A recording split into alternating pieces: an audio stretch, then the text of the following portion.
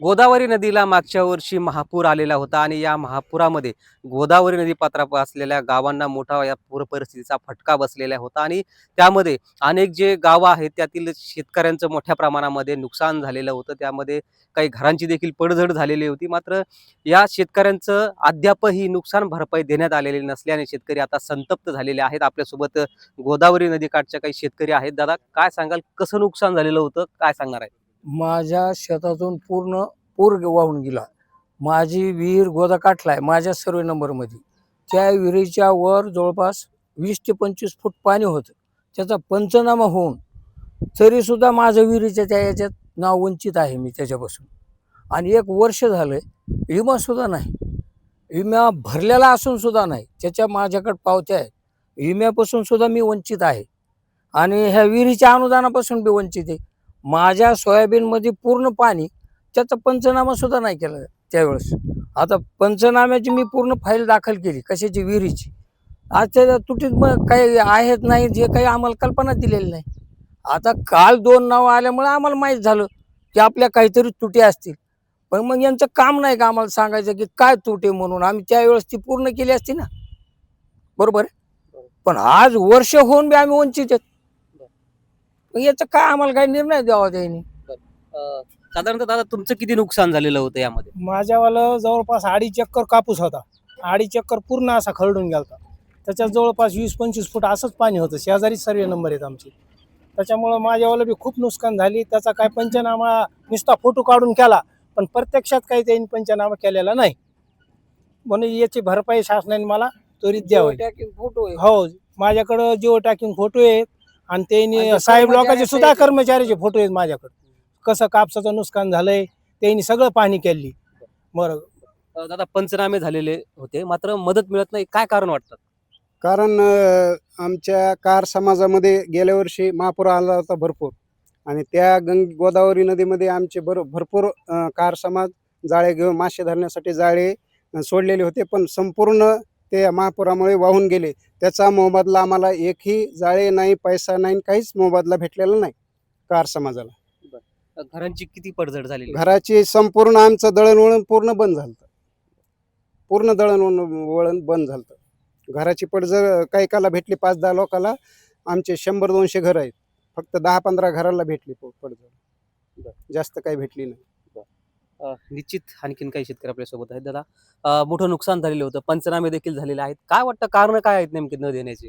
आता पुरात ज्या ज्या लोकांचं नुकसान झालं होतं त्यावेळेस आपले सन्माननीय मुख्यमंत्र्यानं 32,000 कोटीचं पॅकेज जाहीर केलं होतं पूरग्रस्तासाठी.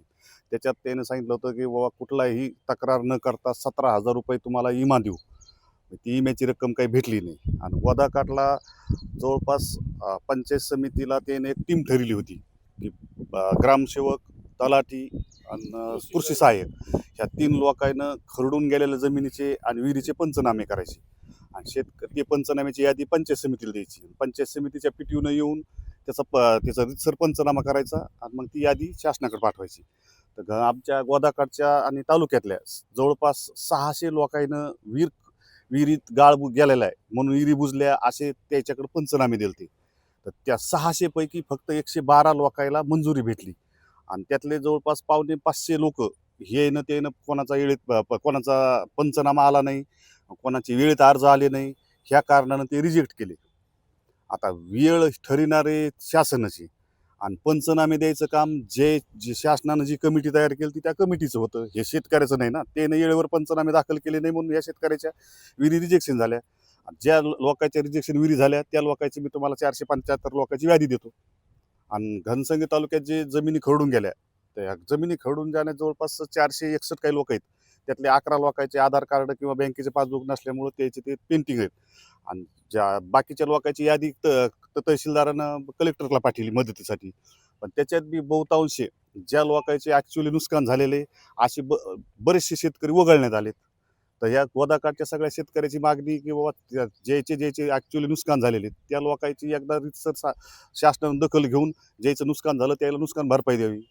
आणि तिसरा महत्त्वाचा विषय किंवा आपली गोदावरी नदी आहे. गोदावरी नदीच्या काठी जे समजा गोदावरी काठ असेल किंवा गोदावरीच्या अलीकडे लोक असतील, येणं पीक विम्याच्यासाठी त्यावेळेस मुख्यमंत्र्यांनी सांगितलं तुम्ही तक्रार करू नका, तुम्हाला 17,000 रुपये विमा भेटून जाईल. तर मग आता परभणी जिल्ह्यातल्या गोदाकाठचे लोक असतील यायला तिथल्या परभणी जिल्ह्यातल्या लोकांना विमा भेटला आणि ह्या इकडे गोदाकाठच्या लोकांना विमा भेटला नाही. बरं आम्ही त्या विमाची जी कंपनी आहे, त्या कंपनीच्या अधिकाऱ्यासोबत तहसीलदारासोबत आमची एक बैठक झाली. आता पुन्हा एक बैठक आहे. तर ती ज्या कंपनीनं घनसंगी तालुक्यातला विमा काढलेला आहे यायनंच परभणी जिल्ह्यातला विमा काढलेला आहे. मग त्याचे निकष आणि यायचे निकष तर एक असायला पाहिजेत ना. परभणी जिल्हा बसतून घनसंगी तालुका बसत नाही. म्हणजे नेमकं हे काय गोड भांगायला हेच आम्हाला कळालं. कंपनी तर एकच आहे ना. घनसंगी तालुक्यात बी त्याच कंपनीने विमा घेतला, परभणी जिल्ह्यात बी त्यानेच विमा घेतला. आणि पाणी घनसंगी तालुक्यातून जातं तिकडं परभणी जिल्ह्यात. मग ह्या बाधिताला भेटायला पाहिजे, त्याला जर भेटत असेल तर यायला भेटायला पाहिजे. यायला ह्या सगळ्या शेतकऱ्याला पीक विमा भेटला पाहिजे. याच्यासाठी सगळ्यांनी प्रयत्न करावे. बरं, आता काय इशारा असणार या माध्यमातून? आता काय जर समजा पीक विम्याचं जर समजा शासनानं जर पीक विमा दिला नाही तर आम्ही आता पुढच्या हप्त्यात कंपनीच्या लोकांसोबत तहसीलदार साहेबांनी एसडीएम साहेबांनी बैठक ठेवलेली. त्या बैठकीत जर काही समजा शेतकऱ्याला अपेक्षित असा काही निकाल आला नाही तर मग आम्हाला कोर्टात जावं लागेल. आम्ही शेतकऱ्याच्या वतीने कोर्टात जाऊ. म्हणजे असं एवढा अन्याय शासनाने नाही करायला पाहिजे. एका जिल्ह्याला एक न्याय, एका दुसऱ्या जिल्ह्याला एक न्याय, असं नाही व्हायला पाहिजे ना. हे शेतकरी ते शेतकरी, हे गोदाकाठचे ते गोदाकाठचे, याच्यात ह्या गोदाकाठच्या लोकांची काय चूक आहे? तुमचं किती साधारणतः नुकसान होतं काय सांगणार आहात? साधारणतः आमचं नुकसान गावामध्ये बऱ्याचशा लोकांना पैसे भेटले पाण्या टचचे. त्या ज्या लोकांना भेटले त्या लोकांना खेटूनच बाजूचे लोक होते, त्या लोकांना सुद्धा भेटले नाही पाणी टचचे पैसे. 10,000 10,000 रुपये त्याने दिले. आणि एक शेतकरी आमच्यात असा आहे की त्याचं पूर्ण क्षेत्र पाण्याखाली गेलं. त्याचं नाव ना इरीचं आलं, ना घराचं आलं, ना पाणी टचचं आलं. टोटल त्या माणसाचं आज 7 एकर रान पाण्याखाली गेलंय.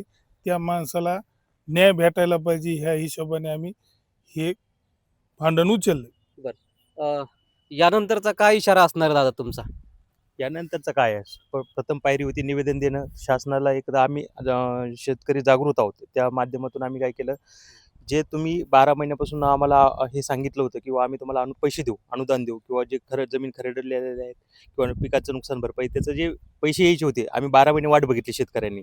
12 महिने वाट बघितल्याच्या नंतर आम्हाला कळलं की लबाडा खर्च आवतं नाही, हे काही देणार नाहीत. आणि आता कर्जमाफीचा विषय काढला. त्या धर्तीवर आम्ही गोदापट्ट्याचे सर्व शेतकरी 25 गावातील तहसीलला गेलो. तहसीलदारांना निवेदन दिलं. तहसीलदारांनी पुढे सांगितलं किंवा जे काही पंचनामे असतील ते आम्ही पुढे पाठवलेले. त्याचं काय पैशाचा हिशोब होतो आम्ही कलेक्टरांशी बोलून किंवा मंत्र्यांशी बोलून त्यांना विचारून तुम्हाला सांगूया, असा त्यांचा हिशोब आला. विषय काय झाला साहेब माहिती आहे का? घनसंगी तालुक्यात 100% नुकसान झालं हे आपल्यालाही मान्य आहे. 3 लाख क्युसेसने गोदावरी नदीमध्ये पाणी आलं. त्यावेळेस जवळपास गोदावरीतला जे काही पट्टा असतं 40-50 गावातला ते सगळं खरडून गेलेलं आहे. 100% नुकसान झालेलं असताना, त्यांच्याकडे व्हिडिओ असताना, स्वतः शासकीय अधिकारी रात्री बेरात्री गोदावरीच्या कडीला बसून होते. का बसून होते? कारण गोदावरीत पाणी आलेलं होतं. मग त्यावेळेस जर पाणी आलेलं होतं त्यावेळेस आमचं जर नुकसान झालेलं होतं, तर मग आज कागदपत्री नुकसान का दाखवत नाही तुम्ही? कारण शासनाच्या ह्या हलगर्जीपणामुळे, शासकीय अधिकाऱ्याच्या निष्काळजीपणामुळे 100% हजारो शेतकऱ्यांचं नुकसान झालेलं आहे. आमचं लाखो रुपयाचं नुकसान पिकांचं झालेलं आहे. याच्या संदर्भात जर यांनी जर दखल नाही घेतली, योग्य ती जर दखल या शासनाने जर नाही घेतली, तर याच्या वेगवेगळ्या स्वरूपाचे आंदोलन आम्हाला शासन दरबारी करावे लागतील, हे नक्की सांगू शकतो. अगदीच आपण पाहिलं तर मागील वर्षी गोदावरी नदीला महापूर आलेला होता आणि या महापुरामध्ये शेतकऱ्यांचं अनेकांचं प्रचंड असं नुकसान झालेलं होतं. मात्र पंचनामे झाले, मात्र अद्यापही शेतकऱ्यांना याबाबत कुठल्याही प्रकारची मदत मिळाली नसल्याने शेतकऱ्यांमधून आता संताप व्यक्त होत असल्याचं आपल्याला पाहायला मिळतंय. अजय गाढे, LS मराठी, जालना.